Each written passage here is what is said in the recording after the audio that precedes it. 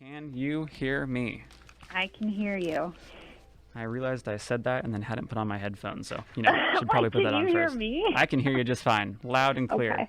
Too many things going through my head at the same time. How are you doing? I'm doing great. How are you? Pretty good. It's been a long day, but I'm happy to be here. And we have a lot of pieces to get through, right?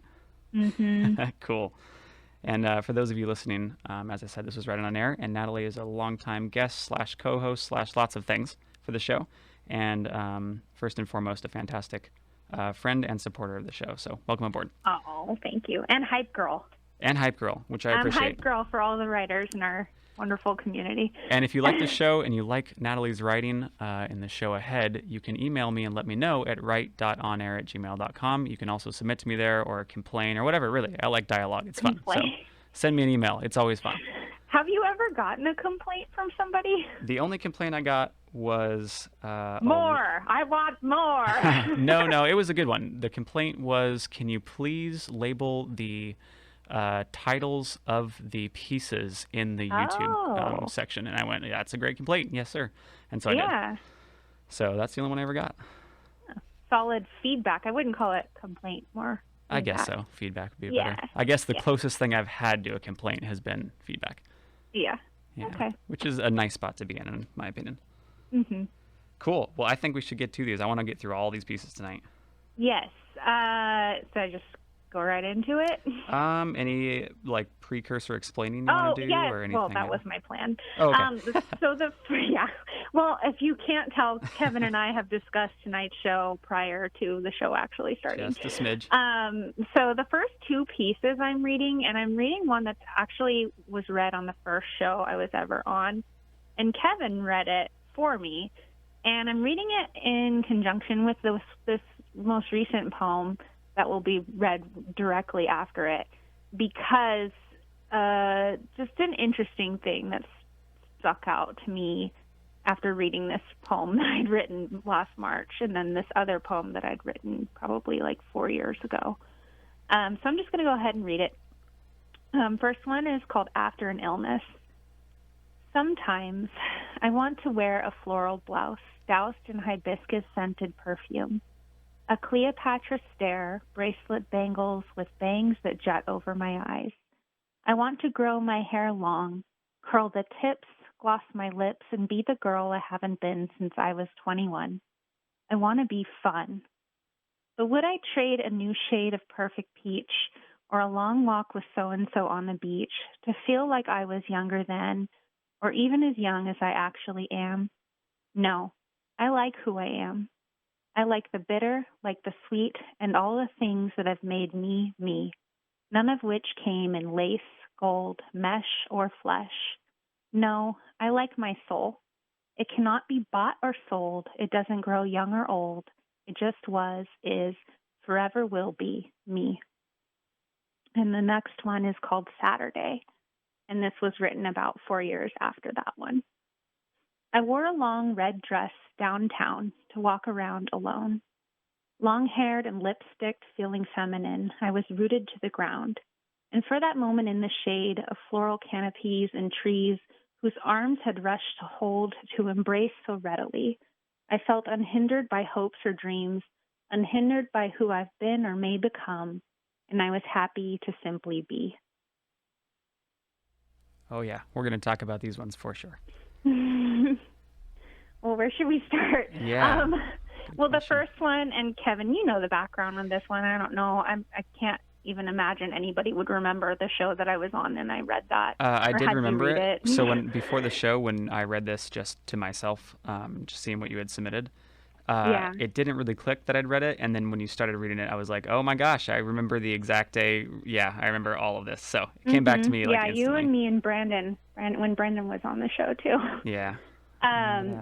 That poem, that first one, After an Illness, I had explained at the time too. I was really sick and I was having surgeries and I felt gross and I felt old and I was struggling with feeling feminine. I really wanted to be able to be I enjoy being a woman. I enjoy being feminine.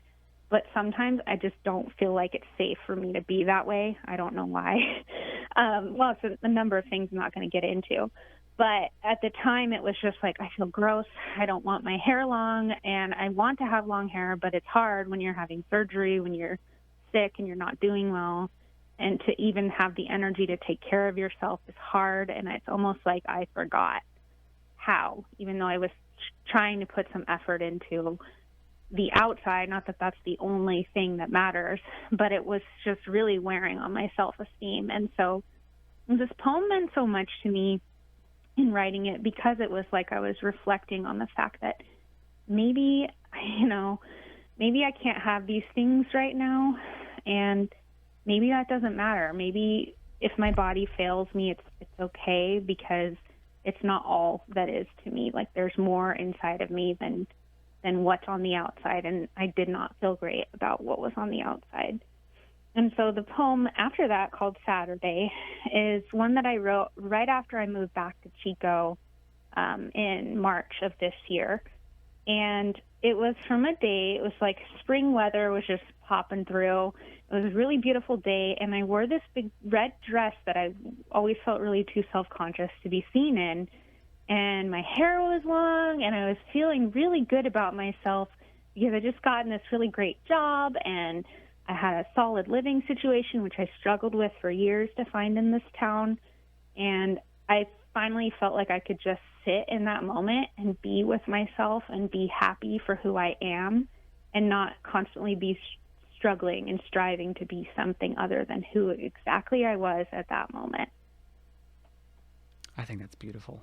And I really like to read these pieces too. And one thing I noticed when going into Saturday is the ending of both your pieces still have the exact same tone, which I thought was beautiful as well. Despite the years that had passed, you really kept to a strong, positive ending, optimistic for yourself. Yeah, thank you. And I had noticed that too. I'm like, it's so weird. I didn't write the second one with the first one in mind. I was literally just sitting downtown, like on the steps outside of a hall at Chico State, and just really enjoying the actual moment of just being alive for once, like, wow, I'm really happy to be here. And I feel really just grateful and like glad to be who I am. And it made me appreciate, in seeing these two poems side by side, is like, I had a really good attitude about some really crappy things that were happening to me. And it made me like proud. Like, I can hold it together even if it's difficult. And I can still have a good attitude and hope even when there's just really difficult times. Juxtaposing pieces is one of my favorite things, because it really becomes stark where you were in lots of areas. And this is such a cool, I like how you put these two together. This is a really neat combination, I would say.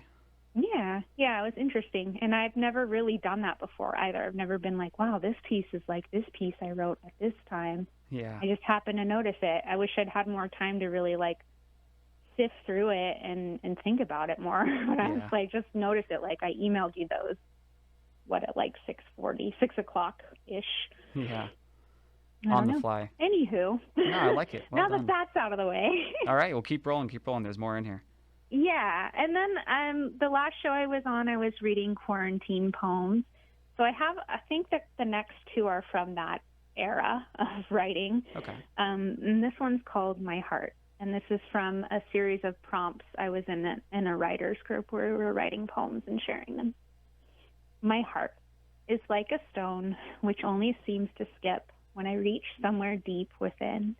I keep it in a cage where it remains all day, black and cool, a perfect size, a perfect shape, to skim the surface once I'm ready to make waves.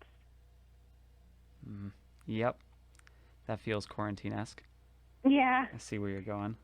Yeah, and I think that I have struggled a lot in my life with like holding too many things in, or not knowing when to have too many boundaries or not enough boundaries, and sort of finding that balance.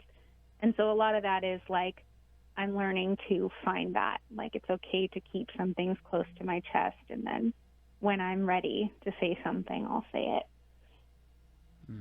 This is beautiful. And Thank you. I like to read to skim the surface once I'm ready to make waves, that ending. Sometimes it's fun to kind of in my opinion, when reading. So as someone who is just kind of getting my own message while reading at the same time as you, you could say to skim the surface once I'm ready to make waves, in the sense that you're ready to move. You're ready to get up and be around, out and about, happy, or cause healthy. movement. I mean, and the whole idea is like, hearts skip and stones skip, and the two can be similar. And we think people that are cold-hearted or stone-hearted or, just have really stoic presence are cold people, but that's not always necessarily true. Sometimes it's that way because that's what they learn to have to do in order to survive, So I don't know. I always really appreciated the people that kind of like remain in the background until they're ready. Yeah. And I like the sense of playfulness in this piece as well. Yeah, I was just having fun with words for the most part. I mean, this is definitely not how I personally feel all the time. A lot of people know me as an open person, but I just really love the idea of being playful with words itself and finding other meanings and things that sound like each other or seem like each other. Beautiful. Absolutely beautiful. Yeah. And then the second one is from the quarantine poem era is Loneliness Epidemic. When I feel most disconnected, I go out among the living, in the cemetery where my parents would drive by proclaiming, now they know everything. Plots neatly form a grid, much like the one we're all trapped in. Typing, texting, talking, I go out among the living to hear them speak. Names tattooed on tombstones, places to testify, like a chair at the dinner table, now empty. A desk where they worked, full now with someone new. They were here. Some have flowers, some withered, some fresh. All their posts as lonely as the ones I see online. People longing to be remembered while they're still alive. I'd like to be forgotten for something really spectacular, but I haven't quite decided what that is yet. Please give us some more context for this piece, because I really wanted to read this last time. I think it was in the first email you sent me, and I was bummed we didn't get to it because I was excited. So please talk about this one. Okay, yeah, this was so interesting. So I, for fun, just listened to like a lot of talks and lectures and such, and I just find it really fascinating the way we're talking about loneliness and how as a more connected society we actually feel more disconnected than ever.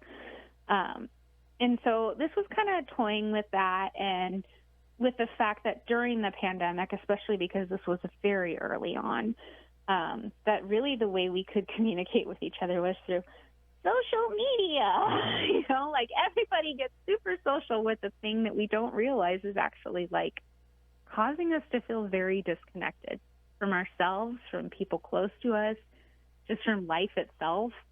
And so to me, like, and this is very true, like I've taken long breaks from social media, and something that I've always loved to do since I was young and since before there was even really the internet, was going to cemeteries. And I love cemeteries. I have friends and I who go and walk through them. Sometimes I just walk through them alone because they remind me of how actually I am connected, very connected to all the life that has been and will be. And it's interesting to sort of look at a cemetery as these plots, and almost like plot in multiple senses of what the word means is like, when you stand above somebody's grave, you're standing over their life, like everything that was and is, like it's right there in the ground. And to me, I find that fascinating because a lot of us are going to spend our whole lives wondering, like, what's going to become of me? And they know everything. Like my parents literally used to say that. We would drive by a cemetery and they go, they know all the secrets. They know everything. And I'm like, that's so true. And I find that so fascinating. Like we could spend our whole lives trying to be something or wondering what if. And eventually we'll have all the answers, but we'll all be dead. Sorry, everybody. It's depressing to a lot of people, but to me, I'm like, there's relief in that. I find that a relief that we won't spend eternity questioning. Eventually we will know. And so, and the part about comparing sort of like typing, texting, talking, and being trapped in this grid is like so many people don't speak openly about death. I know it's kind of a cultural thing and whatnot. Oh, lots of things. But we'll so openly like share so much, but we don't talk about the most important thing in life, and that's that we're not going to be here forever.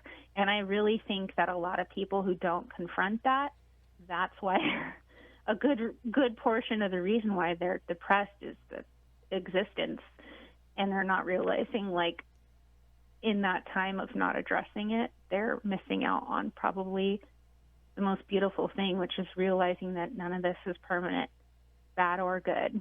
And to me, like, working in marketing and seeing people online just like struggling, striving to be remembered. And this is not anybody that I know. This is what I see across the nation, like influencers and whatnot. It just all seems so hollow.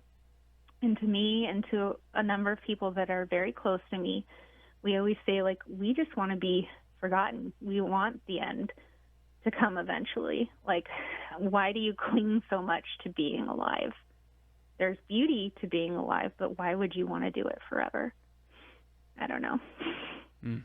We should have more pieces on that. I wish I had more time to talk about it, but yeah, something that I've always loved to do was just to walk through cemeteries and really acknowledge the fact that all those tombstones that you see are lives, and they're representations of people that you will never know, who live their lives and have the same struggles and the same fears as you, and they're all right there, and they're at peace.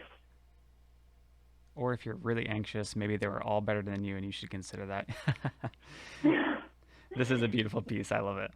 Yeah, thank you. Also appropriate for, right around Halloween as well. Yeah, that's why I was really hoping. I'm like, man, I have all these ones where I'm talking about death, and I wish I'd gotten just those together, and then even read, like, The Raven or something, which I love. Maybe we'll have to do that for a theme show.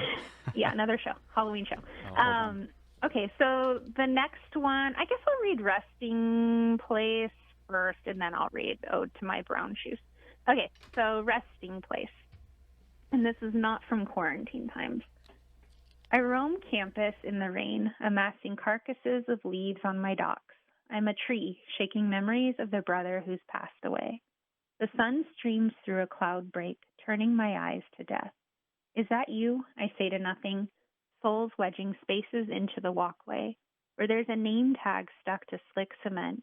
Hello, my name is James, it says. No, this is you, stuck to my shoe. A name and a face forever burned in my mind. Ooh, I had myself muted there, so it was quiet, and I started talking. What? I was going to say, what was the title of this piece again? Resting Place. Resting Place. Oh, okay, I skipped.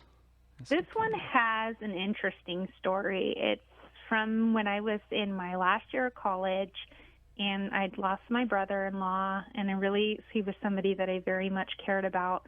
And actually, I was just dealing with a lot of grief at the time that I was told, like he'd passed away. I found out actually pretty devastatingly on Facebook. Somebody in my family posted about it, and I saw it while I was in class. And so, yeah, that was pretty traumatic for me. But I kind of couldn't, this is the interesting thing about your brain, is that if there's too much information and too much pain, it will not hold on to certain information. So, like, I knew he was dead, but then it was like I forgot because I was dealing with other deaths that were happening at the time. Yeah. And so, like 7 months later, I was walking down, like, over near the co-op where I always walk. I live down in that area. And I saw this man, and I thought, oh, it's my brother-in-law, James. And I went to, like, say hi, and then I saw him, and I realized, like, no, that can't be him because he died, like, 7 months ago. And then I just burst out crying to this guy, and he was like, oh, my God, he was going to ask me for, like, if I knew if whatever store was open because it was Labor Day. And I totally was just, like, in shock. And then I realized, like, oh, I totally couldn't hold on to that until I was ready to, like, deal with it. So I finally started, like, grieving for this person that really meant a lot to me. And one day on campus that fall, I was walking through, and it was rainy, and I was was thinking about it all the time. Like, I lost this really important person, and I can't believe I could forget like that and have such a shocking experience like that and remember it in that way. And this ray of light just peeked out through clouds, and I thought, like, is that you? Are you trying to communicate with me? And it was so bright, and I turned my head away to look back at the ground, and right on the ground was a name tag that said, "Hello, my name is James." Wow. And that was his name. And I was like, oh my God, that is you. Like, it is you. You know, that's Beautiful. the you that I have to work with now, and that's you. Beautiful. And just the synchronicity of that moment, and moments like several that I had with that particular loss, really helped me to get through something so difficult. Yeah. I think we understand as a society the stages of grief, but we don't necessarily talk about the timeline that those processes happen. It's not linear. And what things will evoke them instantaneously without any preparedness whatsoever, I suppose. Yeah. Beautiful It's something piece. that, like, I've one of the poems I read on here, and something I've done several pieces of art for that particular loss, is like the sugar skull zine that I made and the poem, and I did an ofrenda for him at the Dia de los Muertos art show. Like, art has helped me so much to get through and to make sense of some really big losses and upsets and joys too, but mostly just difficulties, like losing somebody that meant so much to you. And then almost in a sense, in doing that, like finding that same person again. Yeah. Every time that I create something for him, it's like he comes back to life. We need some themes in this show for sure. Yeah. And then the last poem I have is called Ode to My Brown Shoes.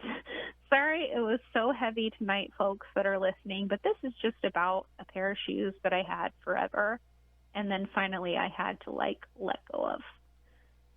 Okay, Ode to My Brown Shoes. I'd bury you in the box I bought you in if I could find it now. 19 years, none tread lightly, healed together through muck, mire, walked the elements, earth, water, wind, and fire, a bedrock of ground slogged.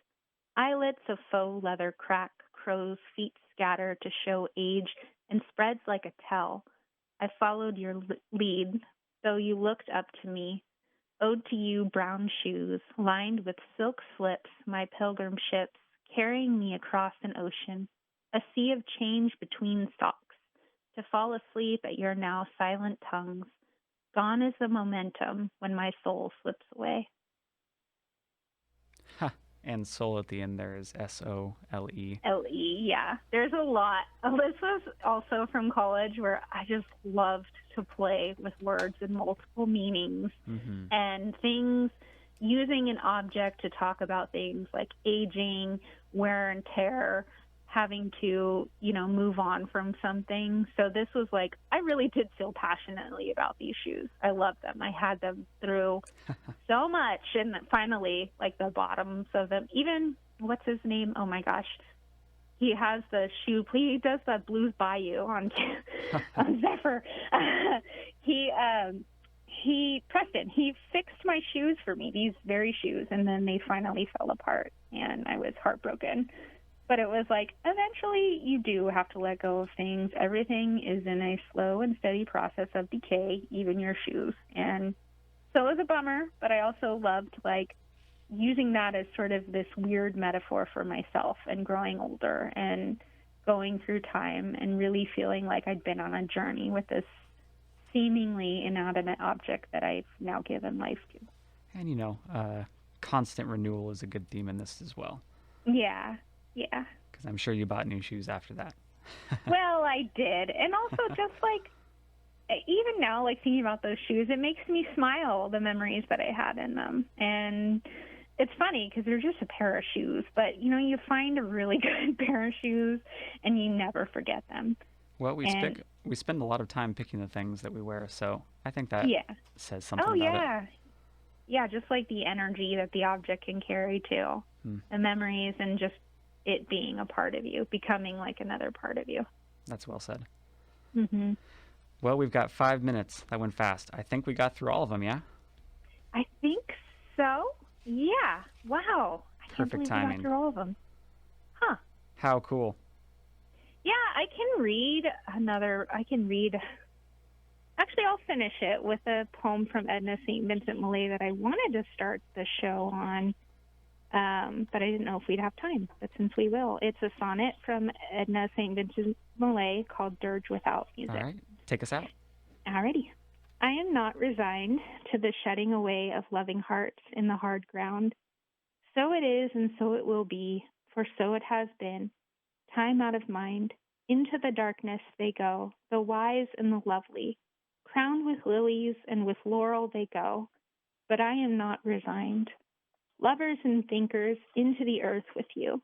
Be one with the dull, the indiscriminate dust, a fragment of what you felt, of what you knew, a formula, a phrase remains, but the best is lost.